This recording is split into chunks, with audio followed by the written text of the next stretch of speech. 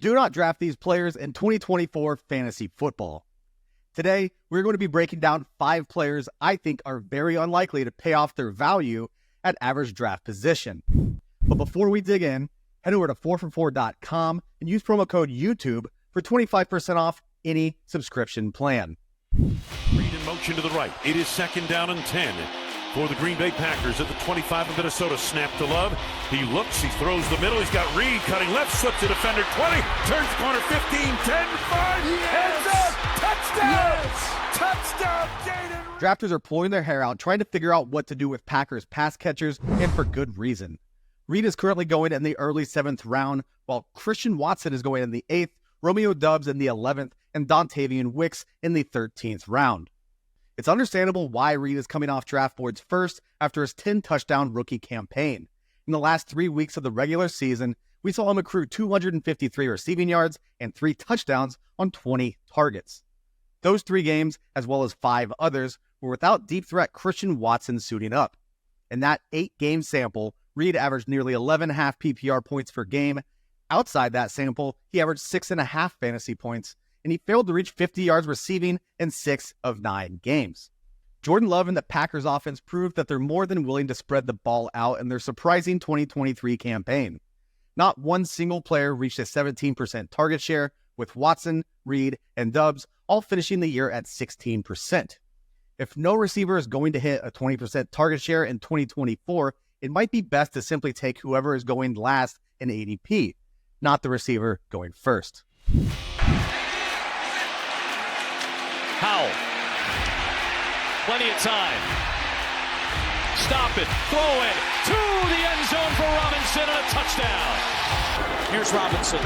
Robinson cuts it up and in for a Commanders touchdown. James Robinson down the sideline and Robinson on the run. He's going to take it all the way for a Washington touchdown. By most measures, Robinson had a perfectly acceptable 2023 as the Commanders' lead back. His .01 EPA per attempt on short yardage runs ranked 27th among qualifying backs, while his 16.9% stuff rate slotted him in the same rank among his peers, all with his offensive line earning only 1.34 yards before contact on running back carries. With that said, he still couldn't rest over 50% of the team's attempts, even with Washington basically phasing Antonio Gibson out of the rushing game plan. Much of that had to do with Sam Howell's propensity to take off with the ball, which skews the number quite a bit, but it's not as if they are bringing in a quarterback who will take off with the ball less. They have also brought in a veteran presence who offers a much larger threat to his down-to-down role. He might be being squeezed from 2 sides heading into 2024. The Washington Commanders have had some of the most significant offensive turnover in the league this offseason. The front office brought in offensive coordinator Cliff Kingsbury to turn things around with the aid of Heisman Trophy winning 2nd overall selection quarterback Jayden Daniels.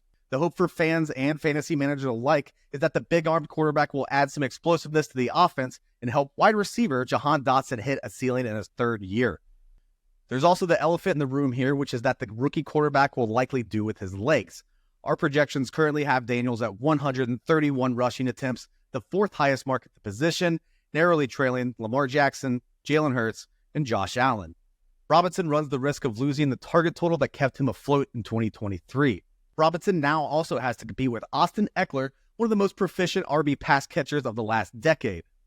Each back has a middling week-to-week floor, but the tandem will likely make a better pairing in real-life football than in fantasy, cannibalizing each other to the point that each is closer to the RB2-3 fringe than a locked-in starter. 2nd and 11. Lawrence looking deep in the end zone. Engram holds on. Touchdown! What a catch! Evan Engram with his 2nd touchdown of the day. It's difficult to outright fade any of the tight ends going in the top 10, but Engram is the best candidate. He had a monster 2nd season in Jacksonville, but continued to be very inefficient. Among 46 qualifiers, he ranked 41st in yards per catch and 22nd in yards after catch. Calvin Ridley is out of town, but Christian Kirk is not. Kirk operates in similar areas of the field as the tight end, but has historically done much more with his opportunities. In 12 2023 games, Kirk earned 9.3 yards per target to Ingram's 6.7, had a 61.4% first down rate to Ingram's 42.1, and earned .20 EPA per target to the tight end's .04. It would behoove the team to forget about getting Engram 143 targets again when there are far more efficient and explosive options in the new-look offense.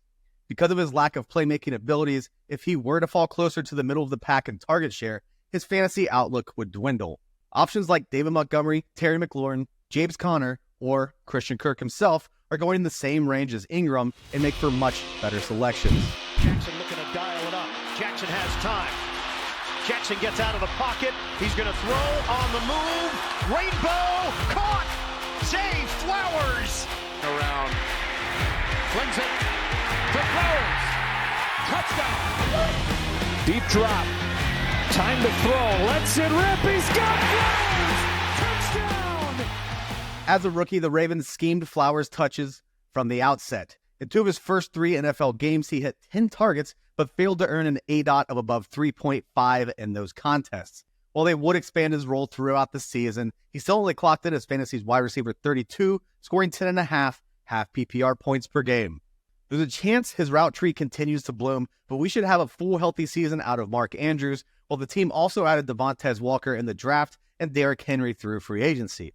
Even if Walker and Henry don't take touches away from the sophomore wide receiver, a healthy Andrews sure will.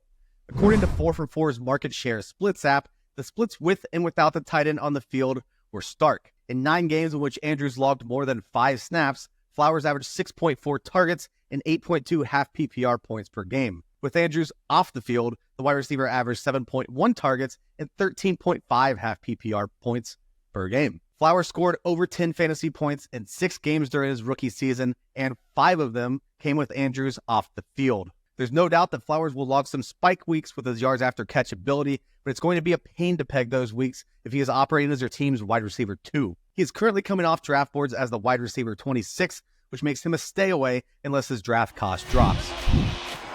Jones again, running left, running up the middle, and running in for a touchdown. The 3rd today for Aaron Jones. The 29-year-old running back is going to stay in the NFC North, but likely finds himself in a lesser position. Last season, he set new career lows in yards per carry and breakaway run rate while registering his lowest yards after contact since the 2018 season.